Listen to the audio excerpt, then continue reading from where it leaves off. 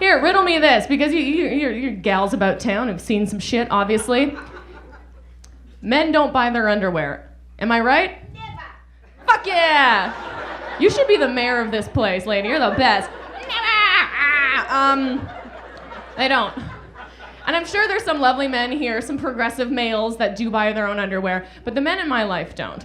They never fucking do. And like, I started noticing this because every year for Christmas, the only thing that my dad gets from my mom, it's like his only fucking present, is a jumbo pack of jockey underwear. That's all he gets.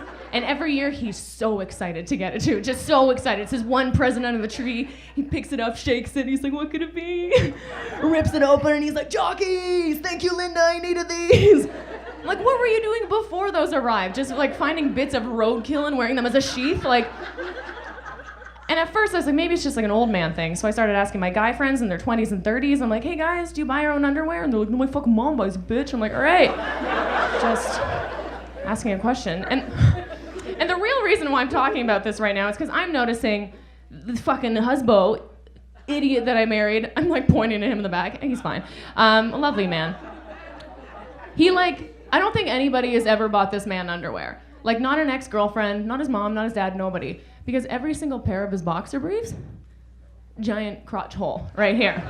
What is this? Huge, not like a little one, like, oh, better sew that up, but like a big one, like my dick's made of acid. You know what I mean? And he just struts around our apartment like, they're doing their job, they're fine, they're working. I'm like, I can see your balls. Like, they're not doing their job. The one job of men's underwear is to like strap that in, right? His dick's just stuck to his leg like an old tuna.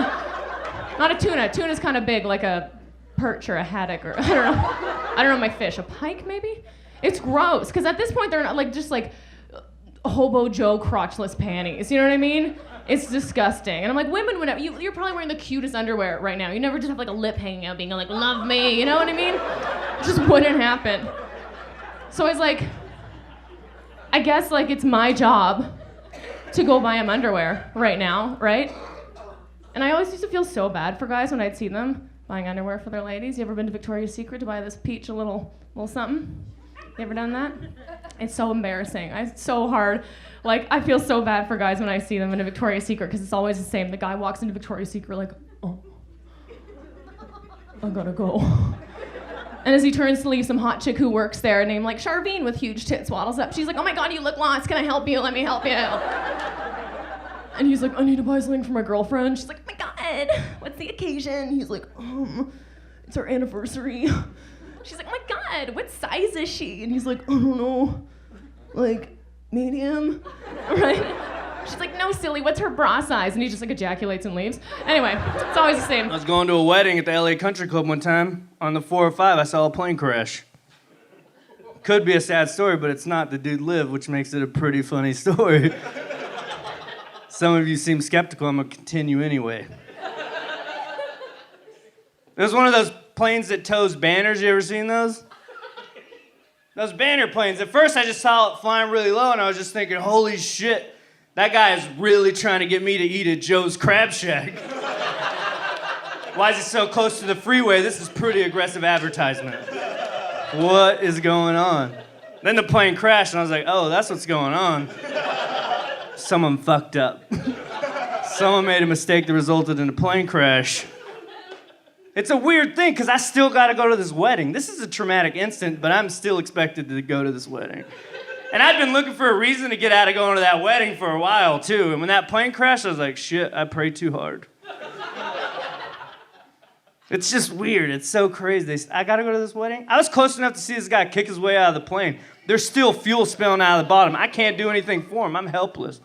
I'm looking at him with that same feeling I get when I'm about to lose at Tetris. It's like, sorry, dude, the blocks are stacking up. I don't know, I gotta go to this wedding. He's alive, but he's still having a really weird day. And then I gotta go to this wedding and see another dude have a really weird day. And then try to pretend that his wedding is the coolest thing I saw today. Guess what? It's not. It's second place to a fucking plane crash. Stop telling me I'm acting weird. It's a tough situation to be at a wedding, to be like, hey, beautiful ceremony. The bride is lovely. Can I tell you guys a story real quick? Because I got a fucking doozy. I was watching TV, and I saw a preview for a show. You're from Pittsburgh, so you might know what I'm talking about. I saw a preview for a show. Some of you may have heard of it, some of you may not have. The show was called Amish Mafia. Have you guys heard of this show? Yeah, first of all, I didn't know the quilting business was so cutthroat that it required the protection of a mafia. And so I posted that joke on Facebook, and a buddy of mine called me today, and he's like, hey man, take that joke down. You could get in trouble. I was like, really? Okay, so I just wanted to clear it up in front of all of you guys. What I'd like to say to them is, fuck the Amish Mafia. Really? I could get in trouble? They live in Pennsylvania. I live in California. Do you understand how long it would take them to get here by horse-drawn carriage? And that's assuming they survive the winter in Nebraska. And what is that conversation like? Like, hey, Jedediah, Ezekiel, that guy Raj Sharma's talking a lot of shit about us. Yeah, that's right, let's go get him.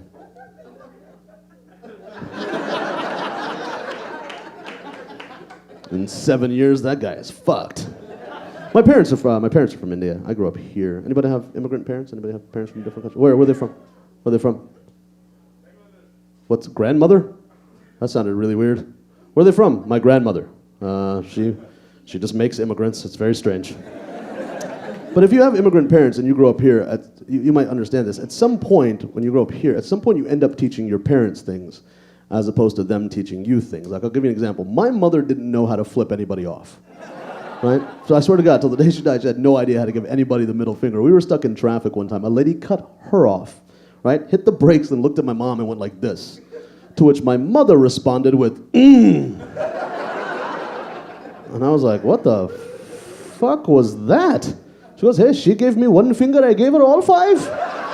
Hey guys, that's my time. Thank you very much. You guys have been a lot of fun. Enjoy the rest of your night. I'm actually really glad I'm in a relationship now because, I had a little thing happen to me that made me very glad I was in a relationship. I went to the girl doctor, right? And I had to get the pap smear. Smear? Okay, it's close, right? Okay, so I went, and a week later I got a phone call from the doctor, which, what does that mean, ladies, when you get a phone call? Don't say it, your dad's here. She doesn't know what that means. She's never had that. Okay, so, ladies, right? It means bad news. I don't know if you guys know this, but you never want a phone call from the doctor. It means something's up, right? So this is the message I get. Hello, Rosemary. This is Dr. Reese. Could you please call me back? I have your lab results. And I start thinking about all the guys I'd have to call, or who I have to text message, or who I have to take on Facebook, but just this area, right? I started crying. I was like, I'm sorry, God. Sorry about that one night in Victorville. I was lonely. Don't judge. Nobody's had a lonely night in Hesperia? No? Okay. So I leave a message. He calls back. He goes, hello, Rosemary. This is Dr. Reese. And I go, yes, doctor? What's the problem? And he goes, I'm a little concerned. You have high cholesterol. And I go, whoa, high cholesterol.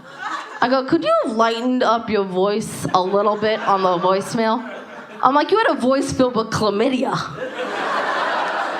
Right? Or I'm like, could you have left me a message like, call me back, it's not gonorrhea. Click.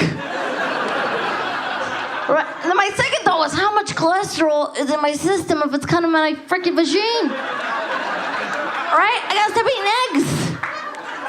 So now I gotta call the guys I've been with and be like, look, if you slept with me, you might want to get your cholesterol checked. Apparently, I have a buttery vagina. How you guys doing, all right? Having a good day? You seem like a smart crowd. I appreciate that. I gotta deal with some dumb people. Like a little while ago, I got a wrong number. You ever get a wrong number and the person on the other line is such a dick about it, you wish you had time to find their house so you could throw shit at it? There's no reason to act this way. It drives me crazy. This guy's like, no, this isn't Jim. This is Ben. Well, sorry. What are you doing? What number did you dial? Yours, stupid.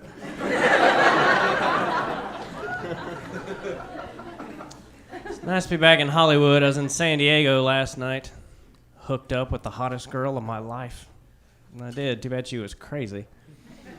After one day, she was like, I think I love you, I do. I think we're gonna get married, I see signs. I see one too. Mine says 405 North. I'm getting the hell away from you.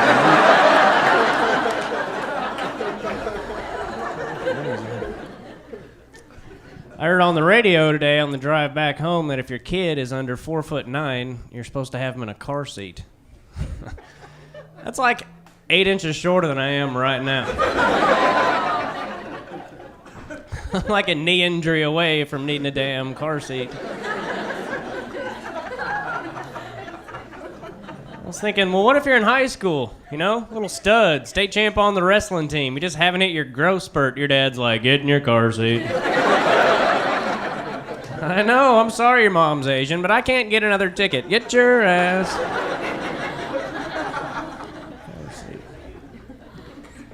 I'm not very tall. Girls are always coming up to me after shows and saying stuff to me like, you look taller on stage. Yeah, well, it's elevated, bitch.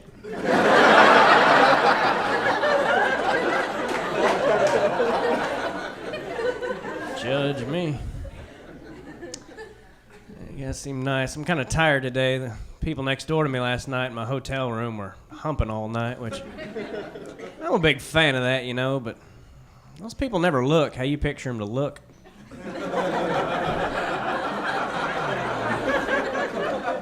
I was laying there picturing movie stars all night, you know.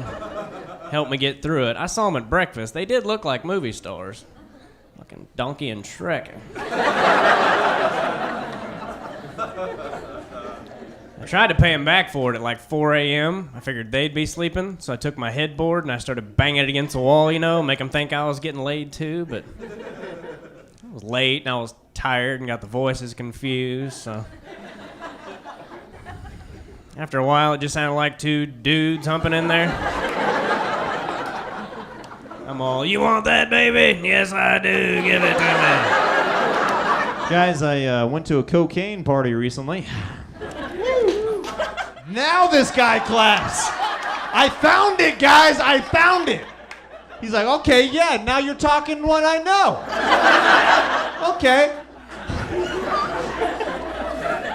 I didn't know that it was a cocaine party, and I'm a very jovial guy. So I walked in, I'm like, hey, everybody, how's it going? And everybody that's doing coke, they just look up at me, and they all focus right in on my nose. Start nudging each other, like, who invited this guy? This is ridiculous. They're looking at me like a pro-cocaine snorter. Just because I have a huge nose. Like, I'm Michael Jordan, and I just walked up to a rec basketball center. I'm like, you guys want to play a pickup game or something? Want to do this?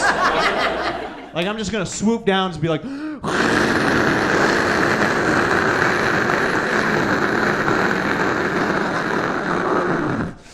That was just a bump!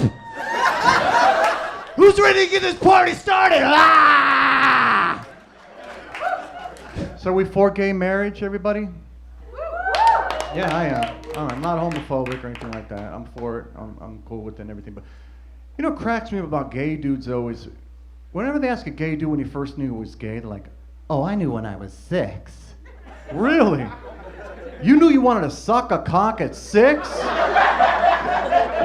How is that possible? I mean, I didn't know I liked pussy till I was 11. Fresh out of kindergarten, you're craving this shit? You fucking animals.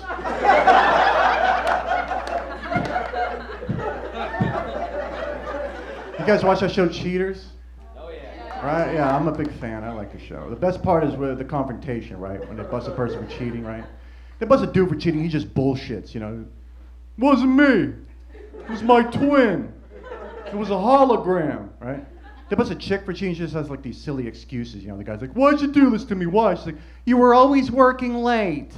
I got bored. You got bored? So you blew a stranger? You ever heard of Netflix? You just sitting around fantasizing about strange cock? I mean, what are you, a 6-year-old gay dude? Man, I'm telling you, I got 2 kids, man. I'm a father, man. I hate that shit, man. I got my daughter still live in Miami, right? And my daughter be checking my ass, you know, because me and my daughter pretty close. She's 4 years old. She always checking me, though. She's checking them on me. And she got iPhone, I got iPhone. And she always want to FaceTime me all the goddamn time. And I be out of town a lot. You know, I'm in the hotel. You know, I'm giving me some side pussy on the side, you know. But my daughter was, Daddy, let me FaceTime you. Let me see your hotel. I got to tell her, bitch, hurry up, duck down. My daughter on the phone, bitch. Shit, man. Fucking man, you know. It's hard, man. I love my daughter, though, because my daughter made me be a better man. I was born a male. My daughter made me a man. Because once you got a daughter, fellas, you got to step your game up. You got to be a real man because you want to be an example what your daughter going to date. Yeah. Yeah, so I had to get my shit together because I don't want my daughter to get tricked like her mama did. You know what I'm saying? I fooled this bitch, so, you know. I got a son, too. I love my son, but not as much as I love my daughter. I love my daughter more than my son because my son ain't turned out like I thought he was, you know. I thought I was going to have a little athletic boy, a little baller, a little killer. My son, a little nerd, Harry Potter-ass little boy. He wore glasses and braces. I was like, nigga, you are embarrassing, you know that? My son 12 years old, but he been taking karate since he was 4, but he ain't never have a fight. We don't know if this shit working out there. He could be a killer, he could be a bitch. We don't know. Shit is rough, man. Rough dealing with women. I love women, though. You know, I'm not one of the men that hate women. I love women. They just love too hard. I be feeling sorry for y'all women because y'all be believing in men and you get your heart broke. Like you think this shit gonna work. It's not, you know. You'll be crying in 6 months. Just, oh my God. You know, because women love too hard. Like, little shit is so important to women, like dates. Every woman in here know how long she been with her man right off the top of the head. As soon as you ask her, 10 years, 4 months, it was Tuesday, it was raining when we met, yeah. Don't no man in here know how long he been with his woman. I would never ask a man in front of his woman how long they been together. I ain't gonna fuck up your weekend like that. I know you don't know right off the top of the head. Because men, we got to use what's important to us to know how long we been with our girl. I be like, hey, my brother, how long you been with your girl? He be like, shit. I got my truck in 99.